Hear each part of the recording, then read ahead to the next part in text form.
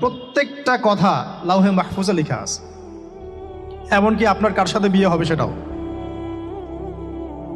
কয়টা বাচ্চা কাচ্চা হবে সেটাও। তাই এত অস্থির হওয়ার দরকার নাই, রিজিকে যা আছে আসবে ইনশাল্লাহ। লিখা যদি হয়ে থাকে আসবে না, আসবে ইনশাল্লাহ, সবর। তো এই জন্য মুমিনদেরকে বলা হয়েছে তোমরা কখনো হতাশ হবে না, কারণ তাকদির লেখা হয়ে গেছে, হতাশ হওয়ার কোনো কারণ নাই। একটা প্রবণতা আমরা সমাজে দেখছি আত্মহত্যার।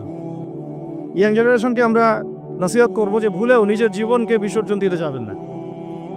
আল্লাহ রাব্বুল আলামিন আপনাদেরকে সৃষ্টি করেছেন তার ইবাদত করার জন্য এবং তার জমিনে তার দিনটাকে প্রতিষ্ঠা করার জন্য। খেলায় খেলায় আপনার জীবনটা নষ্ট করবেন না, ঠিক আছে ভাই? আল্লাহ বোঝার তৌফিক দান করে। তো কলম সৃষ্টি করার পরে কিয়ামত পর্যন্ত সব লেখা হয়ে গেছে। এখন আমাদের এই পৃথিবীতে তো মানুষ ছিল না, ছিল? এদিকে মনোযোগ দেন। এই পৃথিবীতে কি আগে মানুষ ছিল? এই পৃথিবীতে আগে কি ছিল তাহলে বলেন? হ্যাঁ, মাশাআল্লাহ, এই পৃথিবীতে আগে কি ছিল? এখন ওরা নাই? সবার সাথেই কিন্তু একটা করে আছে, কমপক্ষে কয়টা করে? সবার সাথে কমপক্ষে একটা করে। আর কোন কোন জায়গা আছে যেখানে জিনের বড় বড় আখড়া আছে। পৃথিবীতে যে জায়গাগুলো থেকে ইসলাম বিরোধী অপতৎপরতাগুলো চলে, ওখানে জিনের আখড়া বেশি। কথা বুঝতে পারছেন? তো জিন জাতিকে আল্লাহ পাক ধ্বংস করে দিয়েছেন তাদের পাপের কারণে, আল্লাহ দ্রোহিতার কারণে, অবাধ্যতার কারণে। এখন আল্লাহ রাব্বুল আলামিন ইরাদা করলেন পৃথিবীতে আমাদেরকে সৃষ্টি করবেন, মানে মানুষকে সৃষ্টি করবেন। আর আল্লাহ পাক তার সমস্ত ফেরেশতাদেরকে একত্রিত করলেন। ঘটনাটা কিন্তু খুব ইন্টারেস্টিং। আমি জানি এখানে ওলামায়ে কেরামও আছেন, তবে আমি সবার জন্য প্রযোজ্য হয় এমন কথা বলারই চেষ্টা করছি, কারণ অনেকে হয়তো এগুলো নাও জানতে পারে। তো আল্লাহ পাকের ভাষায় আমি যদি বলি, আল্লাহ রাব্বুল আলামিন বলছেন, বা'দা আউযু বিল্লাহি মিনাশ শাইতানির রাজীম, ওয়া ইয ক্বালা রাব্বুকা লিল মালায়েকা ইন্নী জাঈলুন ফিল আরদি খলিফা। হে নবী মুহাম্মদ সাল্লাল্লাহু আলাইহি ওয়াসাল্লাম, তুমি স্মরণ করো সেই সময়ের কথা যখন আল্লাহ তোমার রব সমস্ত ফেরেশতাদেরকে ডেকে বলেছিলেন যে ইন্নী জাঈলুন ফিল আরদি খলিফা, আমি জমিনে মানে পৃথিবীতে আমার খলিফা পাঠাতে চাই। কি পাঠাতে চাই? আরো জোরে বলেন। আল্লাহ পাক বলেননি পৃথিবীতে মানুষ পাঠাতে চাই, পৃথিবীতে নতুন কোনো মাখলুক পাঠাতে চাই। আমাদেরকে আল্লাহ পাক সম্মানের শব্দে সম্মানিত করেছেন, বিশেষায়িত করেছেন। আমাদেরকে বলেছেন আমরা আল্লাহর খলিফা, আমরা আল্লাহর খলিফা। এখন আমরা আল্লাহর খলিফা, কিন্তু পৃথিবীতে মানুষ খিলাফা শব্দ সহ্য করতে পারে না। হ্যাঁ, কি অদ্ভুত না? এটা কোরআনের কি শেষের দিকে আছে না প্রথম দিকে আছে? সূরা বাকারার একদম শুরুর দিকে 3, 4, 5টা পৃষ্ঠা উল্টালে দেখবেন এই একটা আছে। তো কোরআন তাহলে শুরু থেকে কখনো খুলেও দেখেনি সে ব্যক্তি, প্রমাণ হবে এটা যে খুলেও দেখে না, অথবা দেখলেও সে এড়িয়ে গেছে। আল্লাহ পাক আমাদেরকে বললেন যে পৃথিবীতে আমি আমার খলিফা পাঠাতে চাই। তাহলে আদম আলাইহিস সালামকে আল্লাহ পাক মুহাব্বতের শব্দে, সম্মানের শব্দে বিশেষায়িত করলেন কি বলে? সুবহানাল্লাহ, সুবহানাল্লাহ। আর খলিফা কাকে বলে এটা আমি আপনাদেরকে বোঝাচ্ছি একটা দোয়া থেকে। এই যে গাড়িতে করে আমরা বাসা থেকে আসলাম, যখন কোনো সফরে যাই আমরা একটা দোয়া পড়ি, সুবহানাল্লাযী সাখখারা লানা হাযা ওয়া মা কুন্না লাহু মুকরিনিন ওয়া ইন্না ইলা রাব্বিনা লামুনকালিবুন। এতটুকু তো পড়ি নাকি? বাইলো পড়তে হবে। বই মেলে এসেছি শুধু লেকচার শোনার জন্য না, ছবি তোলার জন্য না। আজকে জীবনটা পরিবর্তন করার নিয়ত করে যাইতে হবে, ঠিক আছে ভাই? বই প্রকাশ করা, ছাপানো, বিক্রি করা, লেখা, এর চেয়ে বড় কথা আমার জীবনটা ইলমের আলোয় আলোকিত করা। আমি বই লিখলাম ধরেন একটা, আমার মধ্যে সেই আমল নাই, লাভ নাই। লাভ আছে? আমি বই ছাপাইছি 100, 200, 500, 1000, আমি নিজেই আমল করি না, হবে? আগে আমল জরুরি। ইলমের সাথে আমলটা খুব বেশি জরুরি। আলেম তাকেই বলা হয় যে ইলম অনুযায়ী আমল করে। আর আল্লাহ পাক বলেন লিমা তাকুলুনা মা লা তাফআলুন, তোমরা এমন কথা কেন বলো যে আমল নিজেরাই করো না? কাবুরা মাকতান ইনদাল্লাহ আন তাকুলু মা লা তাফআলুন, আল্লাহর কাছে সবচেয়ে গর্হিত একটা অপরাধ তোমরা একটা কথা বলবা কিন্তু আমল করবে না। তো দোয়াটা মুখস্থ করবেন। এই দোয়ার নিচে একটা অংশ আছে, আল্লাহুম্মা আনতা সাহিবু বিস সাফারি। আমার কথাটা শুনেন, খলিফার অর্থটা বুঝেন। অনেকে তো অনেকভাবে ব্যাখ্যা করে। আল্লাহুম্মা আনতা সাহিবু ফিস সাফারি, আল্লাহ তুমি এই সফরে আমার সাথী। সফরে বের হওয়ার সময় দোয়া পড়ছি আমরা, আল্লাহুম্মা আনতা সাহিবু ফিস সাফারি, আল্লাহ তুমি এই সফরে আমার সাথী। ওয়াল খলিফাতু ফিল আহলি ওয়া মালি, আল্লাহ আমি তো বাসায় নাই, আমার বাসার আহাল মালের খলিফা হচ্ছে তুমি আল্লাহ। তাহলে খলিফা শব্দ দিয়ে কি বুঝলেন?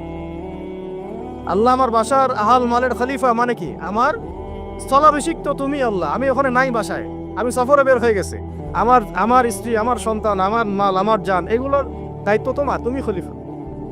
কত চমৎকার দোয়া।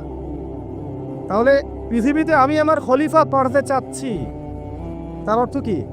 আল্লাহ রাব্বুল আলামিন এই পৃথিবীতে আমাদেরকে তার প্রতিনিধি বানিয়েছেন। সুবহানাল্লাহ, সুবহানাল্লাহ। তাহলে আমরা নিজেদের আত্মপরিচয় ভুলে গেলাম যে আমরা আল্লাহর প্রতিনিধি পৃথিবীতে, তাই না? আমরা এখন আব্রাহাম লিঙ্কনের পূজা করতেছি। আব্রাহাম লিঙ্কনের পূজা তো বুঝেন না আপনারা, এটা হচ্ছে ওই যে সোকর ডেমোক্রেসি পূজার। আল্লাহ পাক বলছেন ওয়াল্লামা আদামাল আসমাআ কুল্লাহা, আল্লাহ বলছেন আমি আদমকে এই মহাবিশ্বের যত নাম আছে, নাউন্স, ইসম সব শিক্ষা দিয়েছি। সুবহানাল্লাহ। এই মহাবিশ্বের যত নাম, এখানে ইসম শব্দের অর্থ কিন্তু জ্ঞান। ইসম মানে কি? এখানে জ্ঞান। মহাবিশ্বের যে জ্ঞানগুলো আছে, এই জ্ঞানগুলো আল্লাহ পাক আমাদের আদি পিতাকে শিক্ষা দিয়েছেন। আমাদের আদি পিতাকে আল্লাহ নিজে শিক্ষা দিয়েছেন। সৃষ্টিগতভাবে আমরা জ্ঞানী ছিলাম না, আল্লাহ পাক আমাদেরকে জ্ঞান শিক্ষা দিয়েছেন। আমরা ফিলোসফির বইগুলো খুললে দেখবেন ওখানে বুদ্ধিবাদ নামে একটা মতবাদ আছে। মানে তারা বলে যে মানুষ সৃষ্টিগতভাবেই একজন বুদ্ধিদীপ্ত প্রাণী। এটা ভুল কনসেপ্ট। সৃষ্টিগতভাবে আমাদের মধ্যে জ্ঞান ছিল না, আল্লাহ পাক আমাদেরকে জ্ঞান শিক্ষা দিয়েছেন। কথা বুঝতে পারছেন? আরেকটা মতবাদ তাদের আছে অভিজ্ঞতাবাদ, মানে মানুষ অভিজ্ঞতা থেকেই শিখে। আরেকটা আছে সমন্বয় মতবাদ, আপনারা দেখলো অনেকে পড়েছেন এখন। এর বাইরে যে একটা মতবাদ আছে যে আল্লাহ পক্ষ থেকে ওহী ভিত্তিক মানুষ জ্ঞান শিখে, এই মতবাদ কোনো দার্শনিকের বইয়ে স্থান পেল না। কি আফসোস, কি আফসোস। অথচ মুসলিম হয়ে দার্শনিক তারা। আমরাও পড়েছি ভাই 4 বছর এই কারণে গেলেই। কি আফসোস, আল্লাহ পাকের ওহীর পক্ষ থেকে যে জ্ঞান আসতে পারে এইটা কনসেপ্টই নাই। অথচ এখানে কোরআনে আল্লাহ পাক বলছেন ওয়াল্লামা আদামাল আসমাআ কুল্লাহা, আমি আল্লাহ আদমকে সমস্ত নাম শিক্ষা দিয়েছি। সুবহানাল্লাহ। এরপরে এই যে জ্ঞান আদম আলাইহিস সালামকে আল্লাহ পাক শিক্ষা দিলেন, এর ফলশ্রুতিতেই আল্লাহ পাক বললেন যে ওয়াইজ কুল্লা লিল মালাইকা উসজুদু লি আদম, হে ফেরেশতারা তোমরা এখন আদমকে সিজদা করো। কি ফেরেশতাদেরকে দিয়ে আল্লাহ পাক আমাদের পিতাকে সিজদা করালেন কিসের মানদণ্ডে? কিসের কারণে? জ্ঞানের কারণে। জ্ঞানের কারণে ফেরেশতাদেরকে আল্লাহ পাক বললেন যে এই নামগুলো বলে দাও তো তোমরা। তারা বলতে পারলো না, তারা বললো লা ইলম আল্লাহুম্মা লা ইলমা লানা ইল্লা মা আল্লামতানা, আল্লাহ আমাদের তো সেই জ্ঞান নাই, শুধু ওইটুকু জ্ঞান আছে যা আপনি আমাদেরকে শিখিয়েছেন। তখন আল্লাহ পাক বলেছিলেন যে আমি যা জানি তোমরা তা জানো না, আমি কি বলি নাই যে আমি আসমান জমিনের গায়েবের সব খবর জানি? তখন আল্লাহ বললেন যে তোমরা সবাই সিজদা করো আদমকে। তাহলে আমাদের পিতাকে খলিফা করা হলো, জ্ঞান শেখানো হলো, আল্লাহ পাক নিজে শেখালেন, ফেরেশতা মণ্ডলীদের দিয়ে সিজদা পর্যন্ত করালেন। কিসের মানদণ্ডে? আরো আসতে বলেন, জ্ঞানের মানদণ্ডে। এখন যদি আমরা একটু প্রশ্ন ছুড়ে দেই নিজ নিজ বিবেকে, আমরা কি সেই ওহীর 10টা সূরাও শিখেছি? 10টা পারা কি পড়া হয়েছে কখনো? 10টা সূরারও কি অর্থ জানি? অনেকে তো 10টা আয়াতের অর্থ জানি না। আমরা কি সেই ওহীর 10টা হাদিস শিখেছি? তাহলে আমরা কোথায় সম্মান খুঁজতেছি? পশ্চিমাদের কাছে? বলেন। সত্যি সবচেয়ে আফসোস লাগে আমার একটা জিনিস, যে মুসলিমরা আমরা এখন আমাদের আত্মপরিচয় বলে যাচ্ছি, আর আল্লাহ পাক আমাদেরকে যেখানে সম্মান রেখেছেন ওইখানে সম্মান না খুঁজে আমরা অন্যের দাসত্বের সম্মান খুঁজতেছি। আল্লাহ আমাদেরকে বোঝার তৌফিক দান করে। এটা অজ্ঞতার কারণে হচ্ছে। আমাদের কাজ তাদেরকে সচেতন করা বা তাদেরকে মেসেজ পৌঁছে দেয়া। আমরা উগ্র পন্থা অবলম্বন করব না, আমরা হিকমার সাথে প্রজ্ঞার সাথে মানুষকে বোঝানোর চেষ্টা করব, এগুলো বোঝানোর অংশ। এখন আচ্ছা আরেকটা কথা আপনাদেরকে বলি, একটা কথা আমি মাঝখানে মিস হয়ে গেছে। এই যে আল্লাহ পাক আমাদেরকে খলিফা করে পাঠিয়েছেন, খলিফার কাজ কি? প্রশ্ন না? আমাদের কাজ কি তাহলে? এই কাজটা আল্লাহ পাক আবার ব্যাখ্যা করেছেন সূরা সদের মধ্যে। কোন সূরায়? সূরা সদ। সদ নামে একটা সূরা আছে, সূরা ইয়াসিনের আগে পরে পাবেন। তো এখানে আল্লাহ পাক আরো একজন নবীকে তার খলিফা বলেছেন, সেই নবীর নাম দাউদ আলাইহিস সালাম। কি নাম? আর দাউদ আলাইহিস সালাম কিন্তু এই জেরুজালেম থেকে, যেখানে এখন ওই জায়নিস্টরা বোম্বিং করে আর কি, নিরীহ মুসলিমদেরকে হত্যা করে বিগত 70 বছর থেকে, ওই জেরুজালেম থেকে কিন্তু দাউদ আলাইহিস সালাম বিশ্ব শাসন করেছিলেন। তার পরবর্তীতে তার সন্তান সুলাইমান আলাইহিস সালামও কিন্তু ওখান থেকেই বিশ্ব শাসন করেছিলেন। আর এখনকার বনু ইসরায়েল দাবিদার এই জায়নিস্টরা, তারাও কিন্তু ওই ফিকিরই করছে, ওখান থেকে তারা বিশ্ব শাসন করতে চায় এবং তারা মনে করে তাদের একজন মাসিহ আসবে, সেই মাসিহ আসলে তারা বিশ্ব শাসন করবে। আমরা সেই মাসিহের নাম জানি মাসিহুদ দাজ্জাল। কি নাম? এই দাজ্জালকে ওরা ওদের সত্য মাসিহ মনে করে, আমরা জানি হচ্ছে মিথ্যা ভণ্ড প্রতারক মাসিহ, অথচ ওরা মনে করে এটা হচ্ছে সত্য মাসিহ। এই জায়গায় তারা ধোঁকা খাচ্ছে। অথচ সত্য মাসিহ হচ্ছেন ঈসা আলাইহিস সালাম, যিনি আবার শেষ জামানায় আসবেন এবং তার হাতেই এই মাসিহুদ দাজ্জাল মারা যাবে এবং তারপরে পুরো বিশ্বে আবার ওই খিলাফা কায়েম হবে, ওই যে খলিফা, ওটা সারা বিশ্বে কায়েম হবে। এই টাউন হলও বাদ যাবে না ইনশাআল্লাহ। এটা মানুষ মানতে চাচ্ছে না, কিন্তু মানুষ না মানলে কি? আল্লাহ পাকের নকশায় সব আঁকা আছে কখন কি হবে। কে কে কল্পনা করেছিল যে আজকে আপনারা বসে এখানে দিনের আলোচনা করবেন? হ্যাঁ, কল্পনা করা যায় তো? যে শব্দগুলো আপনারা বলছেন এগুলো বললেই তো নাই গায়েব, তো এখন বলছেন। কেউ কি কল্পনা করেছিল যে হঠাৎ করে এমন একটা সময় চলে আসতে পারে? কেউ কিন্তু কল্পনা করেনি, আল্লাহ পাকের নকশায় ছিল। এখানে আমাদের একটা আফসোসের কথা, এখানে মাস্টারমাইন্ড আল্লাহ রাব্বুল আলামিন। প্রকৃত মাস্টারমাইন্ড কে? আমরা ক্রেডিট নেওয়ার প্রতিযোগিতায় ব্যস্ত হয়ে আছি এখন, কার কত ক্রেডিট নেওয়া যায়। এখানে একক ক্রেডিট পাওয়ার যোগ্য কেউ না, সমস্ত ক্রেডিট কার? আল্লাহ রাব্বুল আলামিন। এটা আল্লাহর সাথে গাদ্দারি করতে যায় না, তাহলে ভুলে যাও। কারণ আমি বারবার বলেছি আপনাদেরকে, কোরআন থেকে একটা শিক্ষা আমরা শিখেছি, একটা কওম যখন মাজলুম থাকে, দুর্বল মাজলুম জুলুমের শিকার হচ্ছে, আল্লাহ পাক সেই কওমটাকে বাঁচান, কোনো না কোনো একজন ত্রাণকর্তাকে পাঠান, কোনো একটা সূরাতে আল্লাহ পাক সেই কওমকে বাঁচায় দেন। আবার যদি এই নিয়ামতটা পাওয়ার পরে ওই কওম আবার এই জুলুম শুরু করে, আবার আল্লাহ দ্রোহিতা শুরু করে, আল্লাহ পাক তার চেয়ে বড় জালেম চাপায় দিবে। কথা বুঝতে পারছেন? আল্লাহর সাথে গাদ্দারি করতে চাই না, আল্লাহ পাক আমাদেরকে বোঝার তৌফিক দান করেন। আর খলিফার কাজটা কোথায় পাবেন, কোন সূরায় ভাই বলেন? সূরা সাদে আল্লাহ পাক দাউদ আলাইহিস সালামকে খলিফা সম্বোধন করে বলছেন, ইয়া দাউদ, কি চমৎকার আহ্বান, ইয়া দাউদ, হে দাউদ, ইন্না জাআলনাকা খলিফাতান ফিল আরদ। দেখো আমি আল্লাহ তোমাকে পৃথিবীতে খলিফা করেছি। কি করেছি? খলিফা করেছে। তোমার কাজ কি শোনো, ফাহকুম বাইনান নাস বিল হক। বোঝার চেষ্টা করে একজন খলিফার কাজ কি। খলিফা মানে আল্লাহর প্রতিনিধি, জমিনে যে দায়িত্বশীল, অন্য মানুষের উপরে যে দায়িত্বশীল, তার কাজ ফাহকুম বাইনান নাস বিল হক, মানুষের মাঝে ন্যায় বিচার প্রতিষ্ঠা করবে, এটা তোমার কাজ। তাহলে এখন যারা আমরা এই জায়গায় আছি বা ভবিষ্যতে আসব, আরো কাল আগাতে থাকবে, সময় আগাতে থাকবে, নতুন নতুন নেতৃত্ব আসবে, সবার ফাংশন একটাই, ফাহকুম বাইনান নাস বিল হক। আমাদের কাজ হবে মানুষের মাঝখানে কি করা? ন্যায় বিচার, বিচার ফয়সালার ক্ষেত্রে ইনসাফ করা, ন্যায় বিচার করা। তো ন্যায় বিচার তো এখন জাদুঘরে আছে নাকি? হ্যাঁ, কোনো কোনো ক্ষেত্রে আমরা চাই না যে ন্যায় বিচার জাদুঘরে যাক, আমরা চাই আবারও ন্যায় এবং সাম্যের সমাজ প্রতিষ্ঠা হোক। ইনশাআল্লাহ এরপর থেকে আমরা কোনো অন্যায় সহ্য করব না। ইনশাআল্লাহ এরপর থেকে আমরা কোনো জল্লাদতন্ত্র কায়েম করতে দিব না। আমাদের যা আছে তাই নিয়ে প্রতিবাদ হবে ইনশাআল্লাহ। কারণ এখনকার প্রজন্ম প্রতিবাদের ভাষা বুঝে। এখন যদি আপনারা আবার সেই প্রাচীন জুলুমের তন্ত্রে মন্ত্রে ফিরে যান, তাহলে আল্লাহর গজব চলে আসবে, বড় গজব। তো খলিফার কাজ কি ভাই? কি কাজ বললাম বলেন? মানুষের মাঝখানে ন্যায় বিচার প্রতিষ্ঠা করা। আচ্ছা, আরো আছে, আয়াত শেষ হয় নাই। আল্লাহ পাক বলছেন, ওয়ালা তাত্তাবিউল হাওয়া, ন্যায় বিচার করতে গিয়ে নিজের দাসত মানে প্রবৃত্তির অনুসরণ করো না। ন্যায় বিচার করতে গিয়ে নিজের প্রবৃত্তির অনুসরণ করো না, মন গড়া বিধানের অনুসরণ করো না।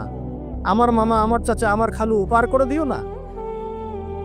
প্রবৃত্তির অনুসরণ মানে কি? মন যাচাই তাই করো না। ন্যায় বিচার করতে গিয়ে আল্লাহ পাকের বিধান মেনে চলো।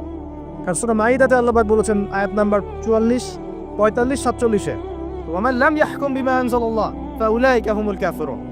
যারা আল্লাহ পাকের হুকুম অনুযায়ী বিচার ফয়সালা করে না, তারা কাফির।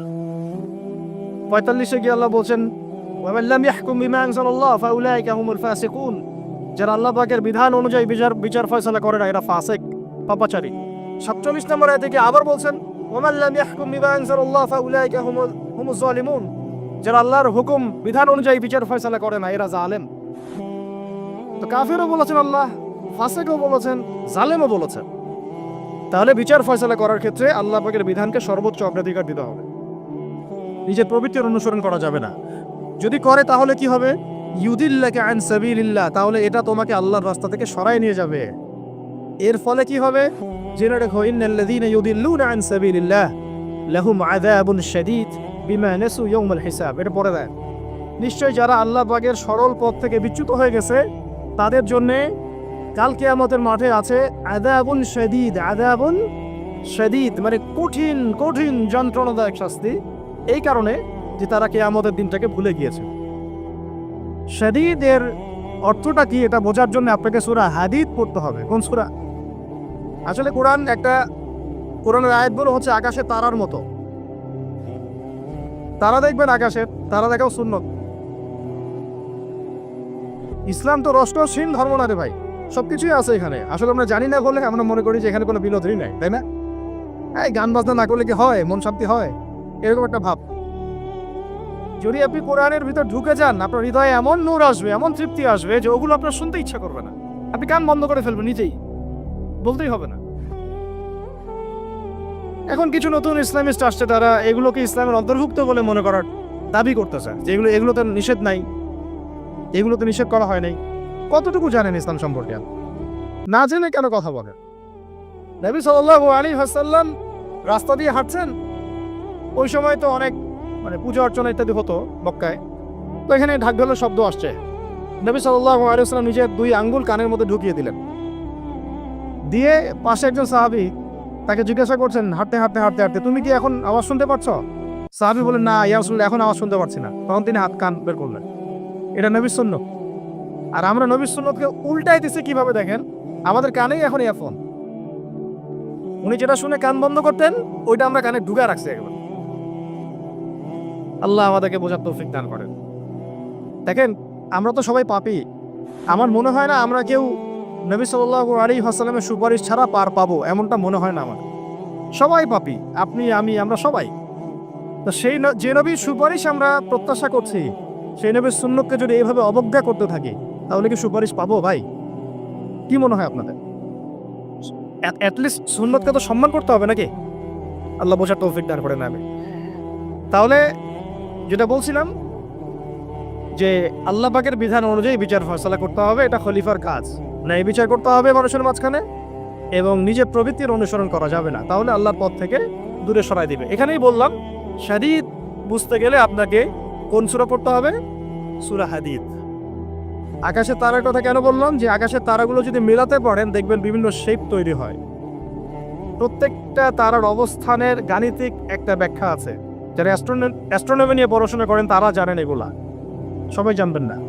প্রত্যেকটা তারাকে আল্লাহ পাক এত সূক্ষ্মভাবে স্থাপন করেছেন যে যদি একটু সামান্য একটু ডানে বামে এগুলো সরে যায়, মহাবিশ্বের এই স্থিতিশীলতা নষ্ট হয়ে যাবে। এবং এটার কসমও আল্লাহ পাক কোরআনে করেছেন সূরা ওয়াকিয়ার মধ্যে। কোন সূরা? সূরা ওয়াকিয়াতে আল্লাহ পাক বলেছেন, ফালা উকসিমু বিমাওয়াকিইন নুজুম, আমি তারার অবস্থান স্থলের স্থিতির কসম করে বলছি। আল্লাহ পাক এর কসম করেছেন। কত গুরুত্বপূর্ণ জিনিস, ঠিক আছে? তো পরেরগুলো বললাম না।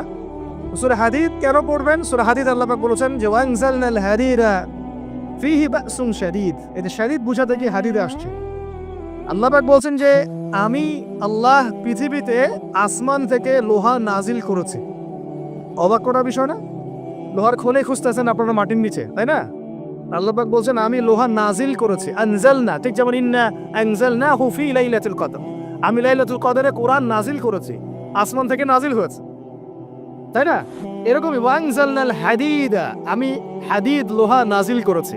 ফীহি বাসুন শাদীদ, যে লোহার মধ্যে আছে কঠিন শক্তি আছে না? আয়রন যে অণু পরমাণুগুলো, এগুলোর শক্তি সবচেয়ে বেশি না? কেমিস্ট্রিতে আপনারা পড়েছেন। তাহলে এখন আল্লাহ পাক বলছেন কিয়ামতের দিন তাদের জন্য আযাবুন শাদীদ, যারা আল্লাহ পাকের খলিফার দায়িত্ব পালন করবে না। যারা খলিফার দায়িত্ব পেয়েও ন্যায় বিচার করবে না, ইনসাফ করবে না, প্রবৃত্তির অনুসরণ করবে, ঠিক আছে, আল্লাহর পথ থেকে বিচ্যুত হয়ে যাবে, তাদের জন্য কিয়ামতের মাঠে এই শাস্তি আছে। তাহলে আমরা কি খলিফা শব্দ বুঝতে পারলাম? আমাদের পিতা যে খলিফা, এটা কি বুঝতে পারলাম? তাহলে এখন বলেন তো, প্রত্যেক নবী কি আল্লাহর খলিফা ছিলেন না? ছিলেন কি না? প্রত্যেক নবী কি আল্লাহর বিধান দিয়ে বিচার ফয়সালা করেন নাই? মানুষের মাঝখানে ইনসাফ করেন নাই? ন্যায় বিচার প্রতিষ্ঠা করেন নাই? এরপরে সাহাবায়ে কেরামের যুগে তারা কি ন্যায় বিচার প্রতিষ্ঠা করেন নাই? তাহলে হঠাৎ করে কি হলো বিশ্ববাসীর মধ্যে যে একেবারে কোরআন হাদিস এই মৌলিক বিষয়গুলো, এগুলো সব পাশ কাটিয়ে আমরা মানব রচিত বিধানগুলোর দিকে চলে গেলাম? রহস্যজনক একটা বিষয়টা। এটা হচ্ছে দাজ্জালীয় একটা শাসন আসতেছে সামনে। দাজ্জাল নিজেকে খোদা বলে দাবি করবে, সে সমস্ত মানব জাতিকে বুঝাবে যে সেই খোদা, নাউযুবিল্লাহ। সে অনেক দিলকি দেখাবে, মানুষকে তার দিকে টেনে নিয়ে আসবে। এমনকি সে এক হাতে জান্নাত এক হাতে জাহান্নাম নিয়ে ঘুরবে। নবীজি বলেছেন